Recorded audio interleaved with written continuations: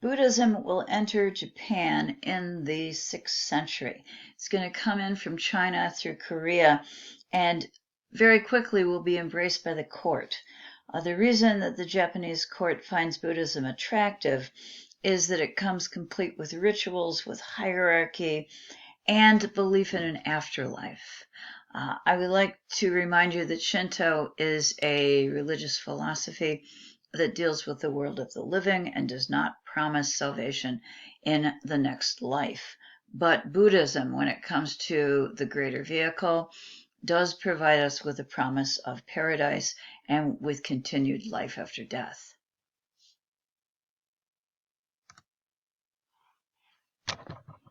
Okay. It was easy, I think, for members of the court as well as the community, once the court had accepted Buddhism, to welcome the Buddha in his many forms into Japan, because many people just saw Buddha as another kami, another spirit, another god, another divine being. It was also very possible for Shinto and Buddhism to complement each other. The kami, in fact, became guardians at some Buddhist construction sites, at temples and buildings. Shinto is for practice in life, and Buddhism is for hopes of an afterlife or some faith that will provide us with comfort in terms of death. Okay. The question we have to ask then is, what form of Buddhism is going to enter in Japan? And it will be multiple forms of the Buddha, but there are two that are particularly important. Both of the ones that we're looking at on the screen right now are associated with Pure Land Buddhism. Okay, it is Pure Land Buddhism as well as Zen Buddhism, which will be the two major forms of Buddhism that are going to come into Japan.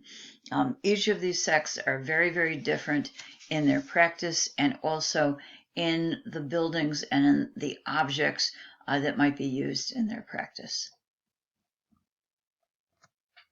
Okay. This is the Horyuji, located in Nara. Nara was an old capital in the past in Japan, and Mr. O'Reilly gives us this as figure 5.7.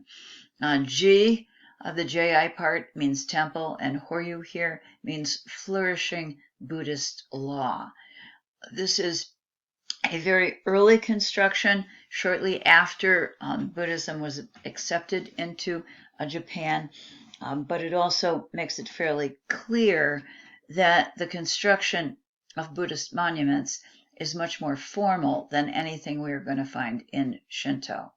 Okay. Pure Land Buddhist complexes, this is part of my text, are much more formal than Shinto shrines, but I would also like you to know that they're going to be more formal than most of the Zen sites, Zen creations, and Zen constructions as well.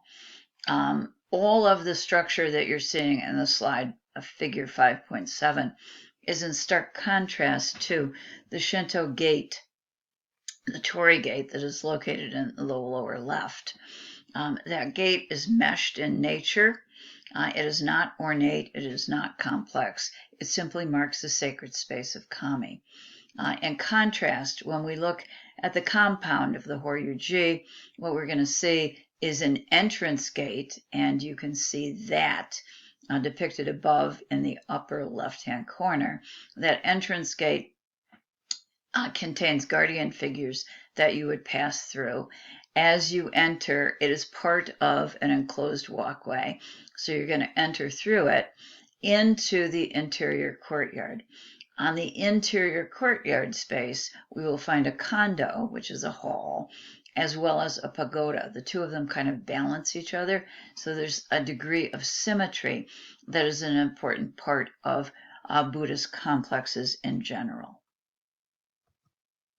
Okay, this is another view of the kondo, of the walkway, and of the relatively formal layout of this construction. This was wooden. I think you can tell from looking at the walkway. It was burned 60-ish years after it was created. The founding date for this is 607. There was a great fire here in 670, but it was quickly rebuilt following the original plan. This is, again, a reflection of Japanese reverence for the past. What we're looking at now largely dates to the 7th century, and that would make this the oldest surviving wooden structure on the planet. We're talking about the kondo.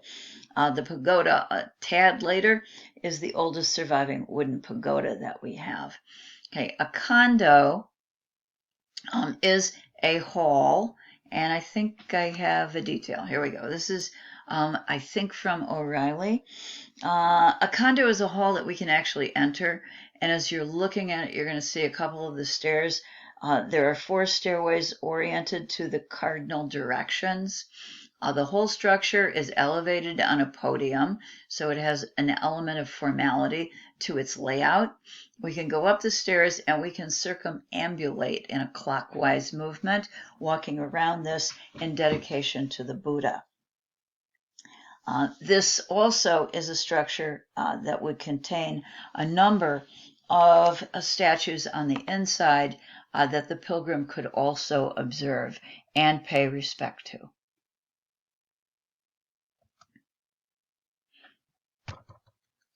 Balancing the kondo is the pagoda. The pagoda that we're looking at derives from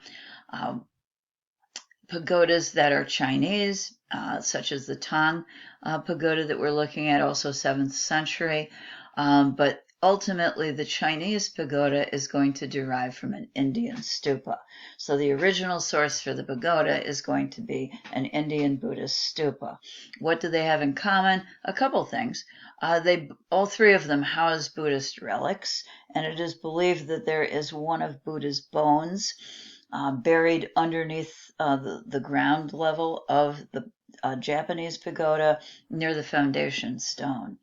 Also, all 3 of them have an axis mundi running through the center, and these structures, the Japanese, the Chinese structures, as well as the Indian structure, would be oriented to the compass points.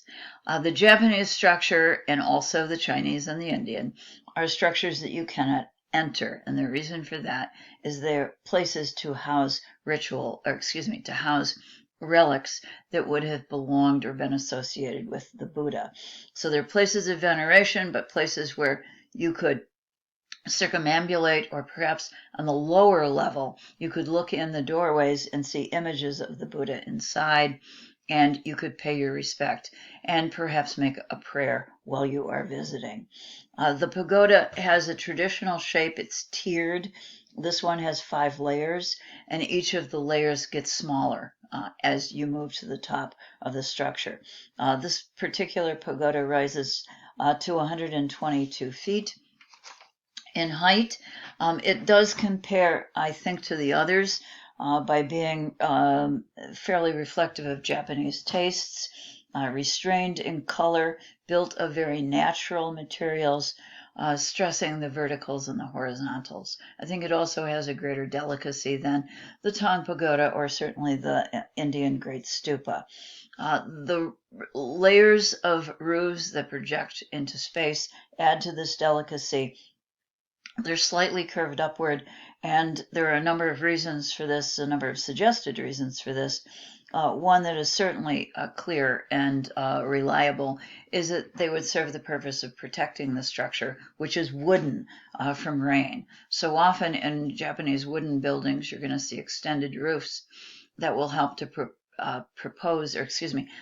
promote the longevity of the structure.